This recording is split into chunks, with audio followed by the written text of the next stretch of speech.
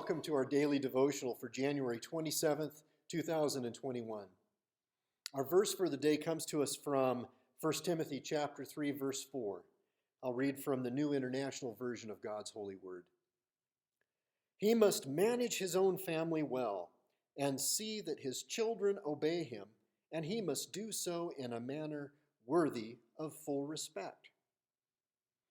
So our passage for today provides us with some insight that exists between rights and duties and what you and I might perceive them to be. And the follower of Christ would do very well to be cautious when we speak of personal rights.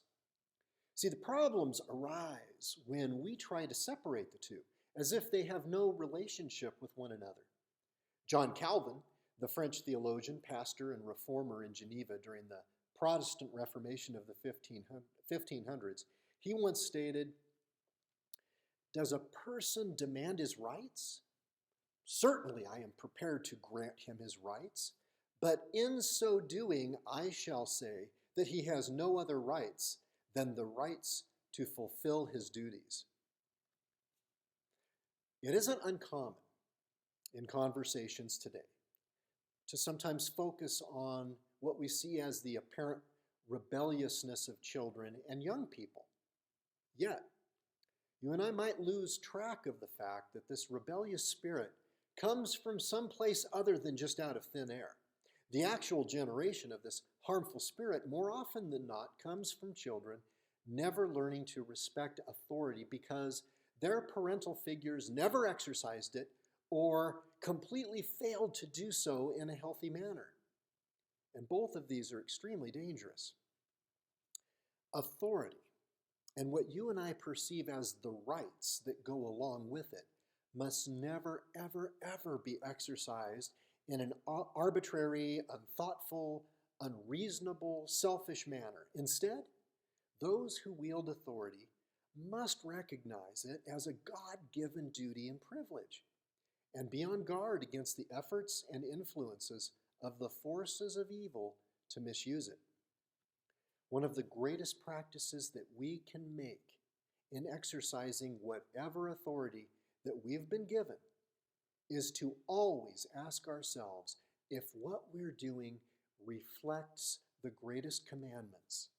See Matthew chapter 22, verses 36 through 40.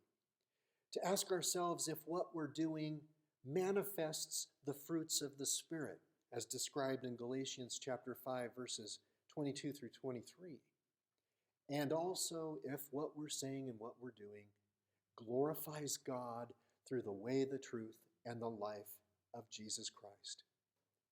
John 14:6. Our passage for today comes from 1 Timothy chapter 3, and I'll read verses 1 through 7 of God's holy word from the New International Version of the Bible. Here is a trustworthy saying: whoever aspires to be an overseer desires a noble task.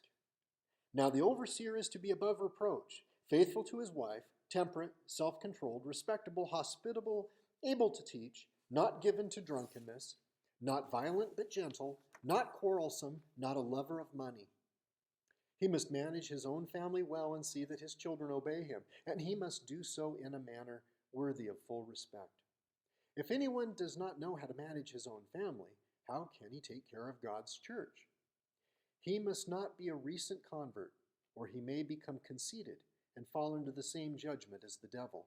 He must also have a good reputation with outsiders, so that he will not fall into disgrace and into the devil's trap. And as always, may we trust in God and obtain strength and wisdom and understanding from the reading of his holy word. Additional suggested readings for the devotional today would come from Proverbs chapter 22, verse 6, and Romans chapter 12, verses 9 through 16. And yes, as always, may God bless you and yours. From the Ione Community.